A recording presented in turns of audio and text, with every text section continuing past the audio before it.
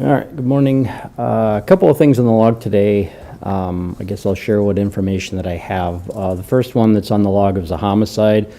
This is, I guess we're really early into the investigation in this, and so there was a call about a man that was found inside an apartment. This was near 3rd Street and Cliff Avenue. This was yesterday morning. The man was found deceased. It was a 63-year-old man that was found inside. So we're operating off the assumption that there was some suspicious circumstances. I guess that's the best way to say it.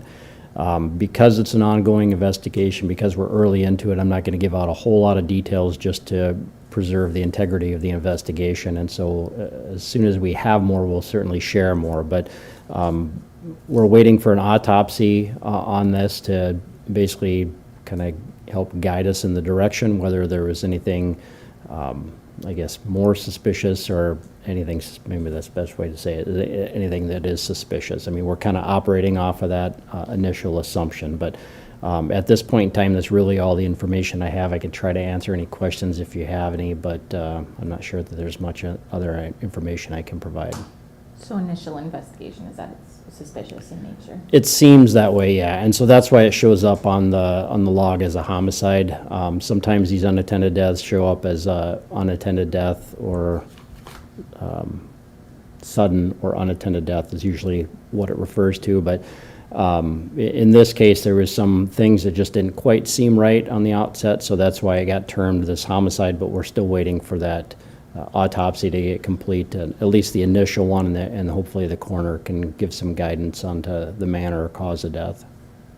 There's also a narcotics call at that same location on the log. Are those two calls related? It would have been some drugs that were found inside the apartment. Whether or not that played a part in the death, we don't have any idea at this point. The other one that got a lot of attention, I guess, was a body that was found in the wooded area by Sertoma Park. That was, we believe, a 58-year-old man. We're still working to identify the remains. That one doesn't appear to be anything suspicious, but again, we'll have to wait for an autopsy to make that determination. Doesn't seem to be anything, yeah, I guess suspicious. I guess that's just the way I'll leave it at that. But any questions on that one? Are you able to say how this investigation started? Was it? Somebody found the remains. Essentially, they were doing kind of a scavenger hunt, I guess. And so the area where they were going to was near where the body was found. So somebody was basically just came upon the body and notified police.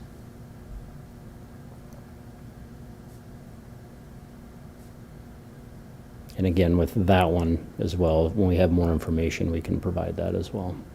So, anything else on either of those two? Okay, not much else on the log. The one aggravated assault that was a domestic was a person threatened with a gun. No arrests at this point, but we know who the suspect is. The burglary, we had an apartment and a garage that was entered. There was another one that was on the log that actually was turned over to DCI. They're handling the investigation. I think we just had some evidence storage, and so that's why a case was created. The counterfeiting, that was somebody that tried to pass a fake 100. Nothing big from the disorderlies. One was obstruction. The other was somebody that was wandering in traffic. Family disputes and offenses are reports.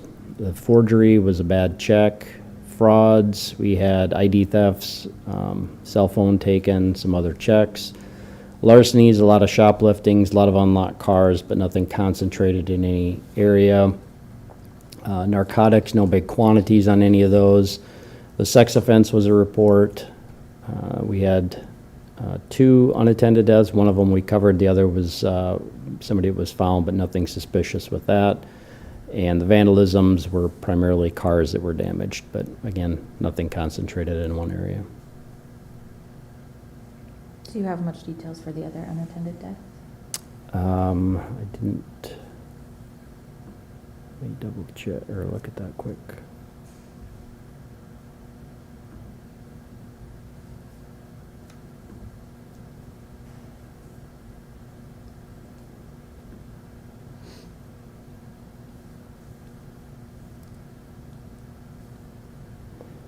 That was somebody that was found inside their apartment.